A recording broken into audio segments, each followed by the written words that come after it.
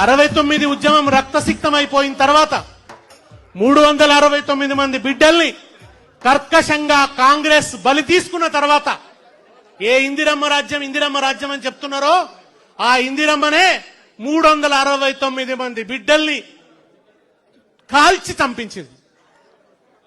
వాళ్ళ దేహాల సాక్షిగా, ఆ అమరుల ఆరిపోని శ్వాసల సాక్షిగా ఈ తెలంగాణ చైతన్య దీపాన్ని ఒక జయశంకర్ గారు, ఒక కేశవరావు జాదవ్ గారు, ఒక భూపతి కృష్ణమూర్తి గారు, ఒక కాళోజీ నారాయణరావు గారు వీళ్ళందరూ కాపాడుకుంటూ వచ్చింది. ఈ దీపం ఆరిపోకుండా నిరంతరం తెలంగాణకు జరుగుతున్న అన్యాయాన్ని గుర్తు చేస్తూ వచ్చిండ్రు. ఎవరో ఒకరు రాకపోతారా, ఈ దీపాన్ని పెను జ్వాలగా మార్చకపోతారా అని. అగో అప్పుడు వచ్చిండు. ఏప్రిల్ 27, 2001 రోజున వచ్చిండు ఒక బక్కపలుచని మనిషి. అందరు ఏమనుకున్నారంటే గాలి వస్తే ఎగిరిపోయేట ఆయన ఈయనతో ఏమవుతుందని అనుకున్నారు.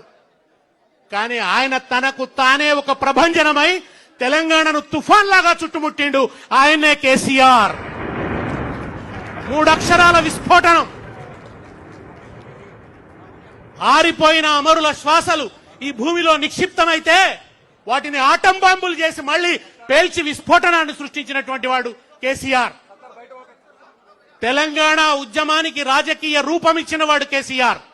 రాజకీయ వ్యక్తీకరణ ఇచ్చినటువంటి వాడు కేసీఆర్. తెలంగాణ డిమాండ్ ఎన్నికలను ప్రభావితం చేసే స్థాయికి తీసుకుపోయిన వాడు కేసీఆర్. ఇక్కడ చంద్రబాబు నాయుడు, అక్కడ వాజ్పేయి. బలమైనటువంటి రాజ్యం. చంద్రబాబు ప్రతాపానికి అడ్డు లేనప్పుడు అటువంటి దశలో సవాల్ చేసి పార్టీ పెట్టిన మొనగాడు కేసీఆర్.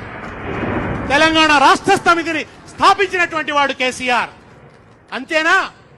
ఒకవైపు పైన యూపీఏ సోనియా గాంధీ, కింద రాజశేఖర్ రెడ్డి, ఇక్కడ అక్కడ కాంగ్రెసే, ఎదురులేదు. ఆ దశలో తన కేంద్ర మంత్రి పదవికి రాజీనామా చేసి మళ్లీ తెలంగాణ భూమి మీద నిలబడి కరీంనగర్ ఉప ఎన్నికను సృష్టించి కాలాన్నే వణికించిన కళపిళ ఉడికించిన నాయకుడు కేసీఆర్. ఎంత ధైర్యం కావాలప్పుడు అటు రాజశేఖర రెడ్డి, అటు సోనియా గాంధీ. అట్లా రాజకీయంగా అంత బలంగా ఉన్న దశలో వాళ్ళని ఎదుర్కోవడానికి, వాళ్ళని ఎదిరించడానికి ఎంత ధైర్యం కావాలి? ఎక్కడిది ఆత్మబలం కేసీఆర్ కు? ఎక్కడిది శక్తి కేసీఆర్ కు? ఎక్కడి నుంచి వచ్చింది? అది ఎక్కడి నుంచి వచ్చిందంటే తెలంగాణ ప్రజల హృదయాల్లో 60 సంవత్సరాలుగా కళపెళ్ల ఉడుకుతున్నటువంటి స్వరాష్ట్ర సాధన ఆకాంక్షనే ఆయన బలంగా మారింది. అదే ఆయన బలంగా చేసుకున్నాడు. మీడియా లేదు, మనకు మీడియా లేదు, ధనబలం లేదు.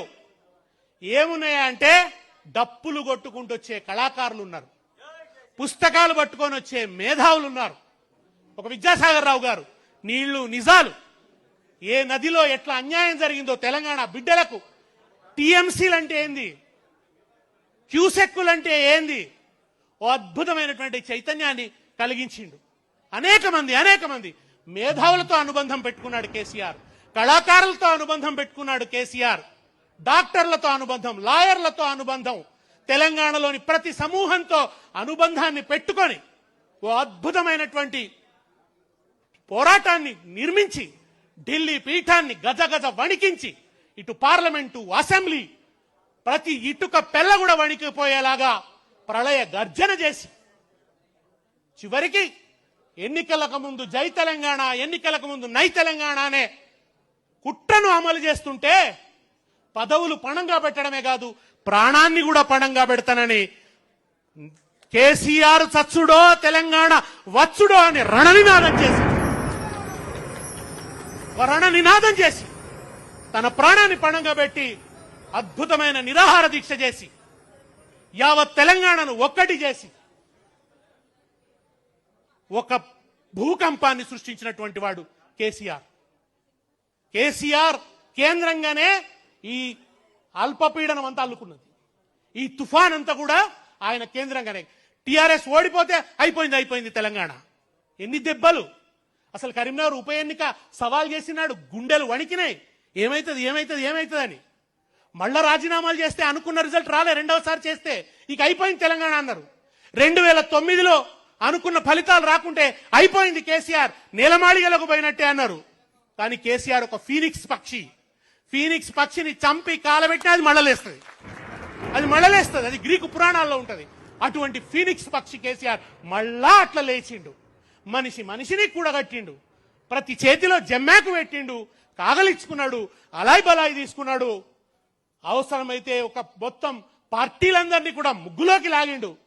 ఆంధ్రలో వేర్లుండి తెలంగాణలో కొమ్మలు రెమ్మలున్న కరడుగట్టిన సమైక్యవాద పార్టీ చంద్రబాబు నాయుడుతో తెలంగాణ తీర్మానం చేయించిన ఘనత కేసీఆర్ది. ఎవరు చేయించగలరు? అది చేయించిన వాడు కేసీఆర్. కేసీఆర్ లేకుంటే తెలుగుదేశం పార్టీ తీర్మానం చేస్తుందా? బీజేపీ తీర్మానం చేయాల్సి వచ్చింది, కమ్యూనిస్ట్ పార్టీ తీర్మానం చేయాల్సి వచ్చింది. ప్రజల్లో ఉబుకుతున్న చైతన్యాన్ని, ప్రజలు ఎన్నికల ద్వారా ఇస్తున్న ఫలితాన్ని, వీటన్నిటిని ఒత్తిడిగా ప్రయోగించి ఒక్కొక్క పార్టీని గజగజ వణికేటట్టు చేసిండు. వణికితే ముగ్గులోకి దించితే తీర్మానాలు చేసి మేము తెలంగాణకు జై అంటాం, మేము తెలంగాణ. ఇవాళ మాట్లాడుతున్న వాళ్ళంతా వీళ్ళందరూ కూడా మేము కాదా తెలంగాణ ఉద్యమకారులం, ఊర్లలోకి వస్తే చెప్పులతో కొడతామన్నారు తెలంగాణ వాదులు. ఆ రోజు మీరింటి దొంగలు, మీరు ద్రోహం చేస్తున్నారు, మీరు ఊళ్ళలోకి వస్తే చెప్పులతో కొడతామన్నారు. అప్పుడు వీళ్ళు తెలంగాణ అన్నారు, అప్పుడు వీళ్ళు పార్లమెంట్ లో మాట్లాడినరు, అప్పుడు వీళ్ళు ఉద్యమాల్లోకి కలిసి వచ్చిండ్రు. అది కూడా అందరు కాదు, కొందరు. ఇవాళ వెళ్తున్నానైందైతే అప్పుడు కూడా రాలేదు. ఆయనకు 14 ఏళ్ల ఉద్యమంలో సిగ్గు రానేలేదు, ఆయనకు బుద్ధి రానేలేదు, జ్ఞానం రానేలేదు, తెలంగాణ ఉద్యమ స్పృహ రానేలేదు ఆయనకు. ఒక్కనాడు జయశంకర్ సరసన నిలబడలే, ఒక్కనాడు విద్యాసాగర్ రావు గారి కరచాలనం చెయ్యలే. ఏదైనా ఉన్నదంతా కూడా చంద్రబాబు పాదాల దగ్గరనే మోకరిల్లి ఆ చంద్రబాబును తెలంగాణ మీద నీ స్టాండ్ అయిందని అడిగేటందుకు ఉద్యమకారులు పోతే ఉద్యమకారులను చంపేస్తానని రైఫిల్ ఎత్తిన ద్రోహి వాళ్ళ ముఖ్యమంత్రి. ఆ ద్రోహి ఇవాళ మళ్ళా తిరిగి తెలంగాణ అస్తిత్వం మీద మబ్బులు ముసురుకుంటే కోట లోపలుండి శత్రువులకు తలుపులు తెరిచినట్టు తలుపులు తెరుస్తున్నాడు. ఆ ద్రోహి వాళ్ళ విగ్రహాల పేరిట రాజకీయం చేస్తున్నాడు. ఎన్టీ రామారావు విగ్రహాలు చాలా కాలంగా తెలంగాణలో ఉన్నాయి, మనం పలగొట్టలే, మనం ఏం తీసేలే. కానీ వాళ్ళ పెడుతుంది ఎన్టీ రామారావు విగ్రహం మాత్రమే కాదు, ఎన్టీఆర్ విగ్రహం వెనుక ప్రతిష్ఠించదలుచుకుంది చంద్రబాబు నాయుడిని. చంద్రబాబు నాయుడు ప్రతిష్ఠించడం కోసం ఆ విగ్రహాల మాటున ఇవాళ రాజకీయం నడుస్తున్నది. ఇవాళ మళ్ళా గద్దలాడుతున్నాయి తెలంగాణ మీద. కేసీఆర్ అధికారంలో లేడు అంటే మళ్ళా గద్దలు తిరుగుతున్నాయి తెలంగాణ మీద, రకరకాల గద్దలు, మళ్ళా సినిమా గద్దలు. మళ్ళా ఈ గద్దలన్నీ కూడా ఇవాళ తెలంగాణ చుట్టూ ఆడుతున్న ఈ సందర్భంలో ఈ పుష్కర తెలంగాణ మనకు కొత్త కర్తవ్యాలను ఉపదేశిస్తున్నది, మనకు కొత్త పథాన్ని నిర్దేశిస్తున్నది. మళ్ళీ మనలో పోరాట స్ఫూర్తిని రగల్చమని, మళ్ళా ఒకసారి తెలంగాణ జెండాను ఎత్తుకొని జై తెలంగాణ అని ప్రళయ గర్జన చేయమని బోధిస్తున్నది ఈ పుష్కర తెలంగాణ.